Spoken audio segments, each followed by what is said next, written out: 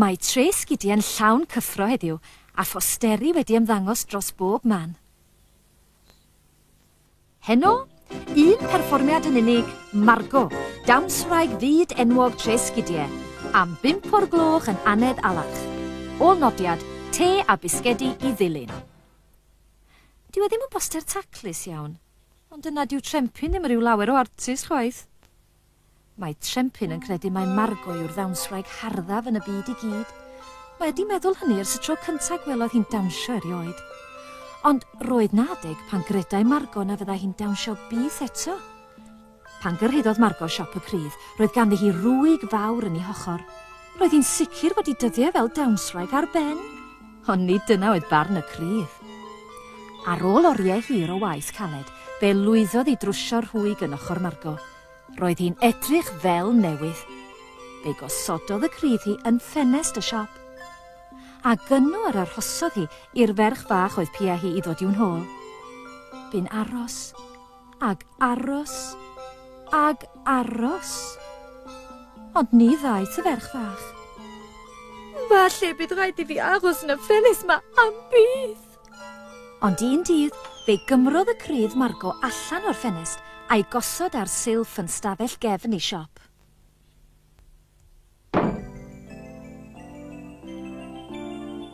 Ac yn sydyn, roedd Margo myd hudol pobl tres gidiau. Erbyn hyn, mae Margo yn byw yn Anedd Alarch. Mae pawb yn dweud mai hwn yw'r bwthyn tlysaf yn Rhesgidiau, a mae Margo yn cael pleser mawr yn ei gadw'n dwt. Mae yna stafell yn Anedd Alarch lle mae Margo yn ymarfer i dawnsio bob dydd. Mae'n credu y dylid gwneud pob peth yn berffaith. Mae trempyn wedi gorffen y poster olaf, a gan i bod hi bron a bod yn 5 o'r gloch, mae eisiau gwneud yn siŵr fod ganddo se dda i weld perfformiad Margo. Mae pobl ysgidi yn dechrau cyrraedd Anedd Alarch ac yn tyrru ardd Margo a siarad yn gyffrous ymysg ei gilydd. O'r diwedd, mae hi'n 5 o'r gloch a Margo'n ymddangos. Ond pa mae hi'n mynd i roi dŵr i'r blodau? Peth rhyfedd rybeili yw gael mewn dawns, te. A dyma'r sioe yn dechrau.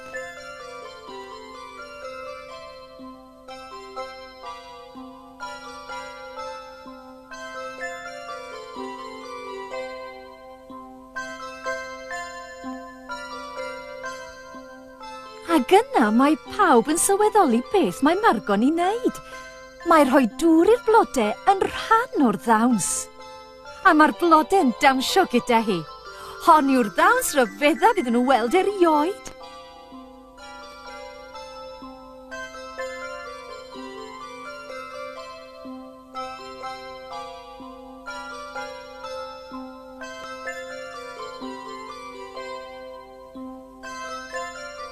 Ond yn llawer hyddian, daw dawns Margo i ben.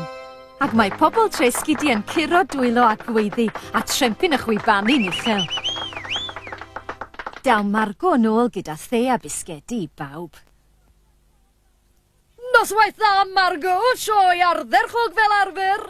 Gwych dros ben. O, diolch yn fawr, yw'ch Engill. Dylech diolch un peth gyda'ch bydech chi.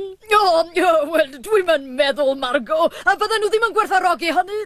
Wrth i trempyn ddychmygu'r i'w chringill yn dawnsio wrth roi dŵr i'r blodau, mae'n chwerthu nes iddo bron a thaced i fisgien. Trempyn drian, meddai Margo, a'i daro ar ei gefn. O, ddylech chi ddim llwg o'ch bisgedi fel na.